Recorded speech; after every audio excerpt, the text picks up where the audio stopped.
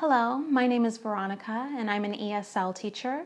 I specialize in TOEFL preparation as well as speaking. And today I'm making a video about speaking English confidently. And what does it really mean to speak English with confidence? If you're watching this video, you're probably at a point with your English where you want to take it to the next level. Maybe you are feeling nervous when you speak. Maybe you want to say things but the words don't come out right. You're afraid of embarrassing yourself or making mistakes. And I can tell you from personal experience that I went through all of those things. English is my first language, but I did used to live in Turkey and I was learning and I am still learning Turkish. And I can tell you that, all of those things happened to me. I made mistakes, I was nervous, and I even just avoided speaking altogether at some times because I was so afraid of making mistakes. But at the same time, I really wanted to speak. I wanted to have conversations with people. I wanted to make friends.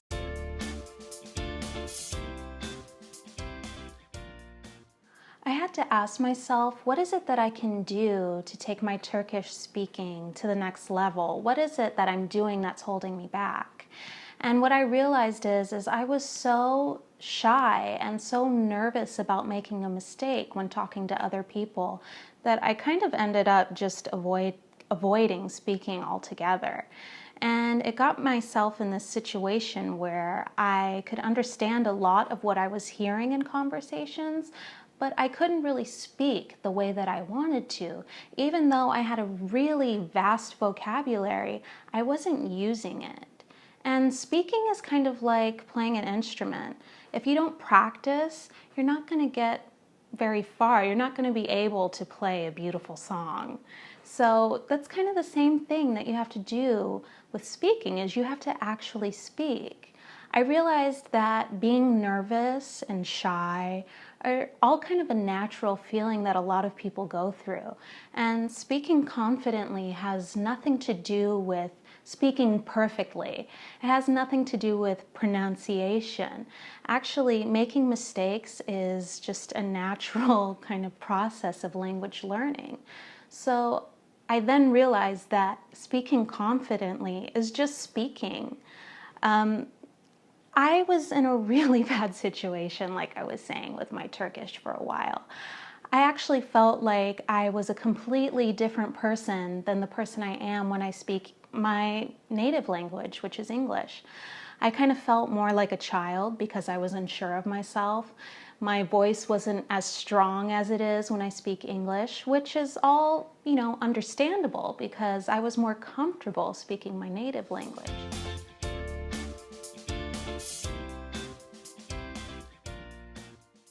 I think it's really important that we kind of change the way we think about language learning.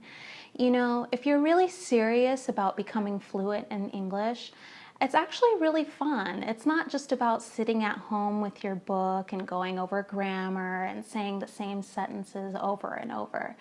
You have to think about it as like, who am I in English? And I had to ask myself, who is Veronica in Turkish? Because there's so many things that I can tell you about myself in my native language, but if I'm learning Turkish, how can I say what I really feel and want to say if I don't know how to?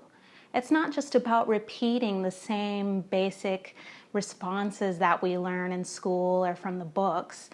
We need to learn different ways to say the things that we feel. So, for example, if someone says to you, "How are you doing today?" and your response is always, "I'm fine," you're not really expressing yourself because we always have different responses. "I'm doing good," "I'm well," "I'm great," "I'm feeling fantastic."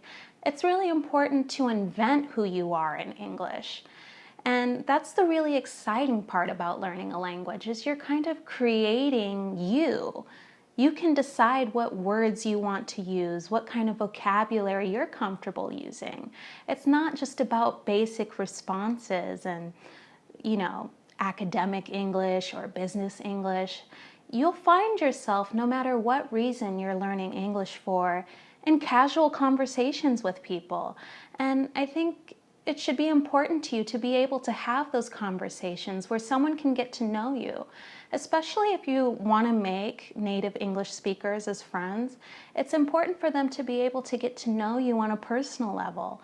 So learning some different vocabulary responses is really important because you can express who you are as an individual.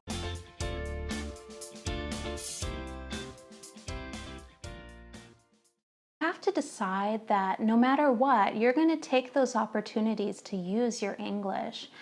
Decide that I'm going to work through my nervousness today. If I embarrass myself, it's not a big deal. I can guarantee you that the embarrassment you're feeling is usually one-sided, coming from your end. Decide that it doesn't matter if I mispronounce something today, or even if I don't know what to say.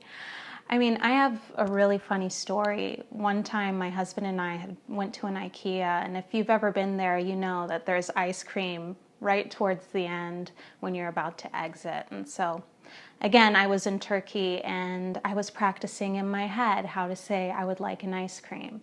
And I was saying it over and over and over while I was waiting in the line. And then closer and closer I felt myself becoming more nervous and more afraid. And as I got up to the front and the man asked me what would I like, I opened my mouth and nothing came out. I stood there like this. And it felt like an hour passed and my mouth was just open. And I didn't say anything, and he kind of guessed that I wanted an ice cream and gave it to me. But the point is you can become so nervous and you can work yourself up so much feeling afraid that you'll make more mistakes. So instead of being afraid of being nervous or not wanting to be nervous, accepting it can actually make you a little bit more relaxed. You can learn to work through the nervousness, and with repetition and practice, you'll realize that you're not nervous anymore. That was a really important thing for me to realize.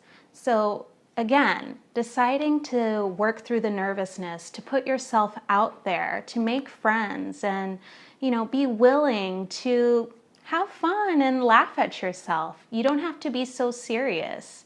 In fact, some of the best conversations I've had and friends that I've made while I was in Turkey was with making mistakes in Turkish, and it wasn't that big of a deal.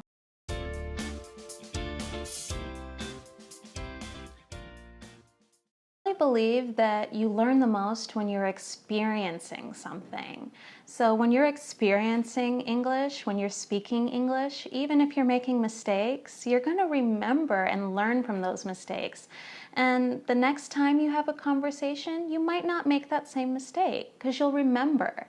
So that's why it's really important to not let your nerves or shyness get in the way of your potential. So if I could just sum it up, I'll give you just a couple tips. Discover who you are in English. Like I said, find some synonyms for the vocabulary that you use. Find some different ways to greet people. Don't always just say, "How are you doing today?" Say, "What's up? How's it going?" Try different things, with some personality. What feels natural to you? Don't be basic. No one wants to be basic. We're all individuals, we're all different, and your speaking style should match who you are. So have fun when you're learning English. Watch some movies, listen to some music, get familiar with the culture, and figure out who you are in English.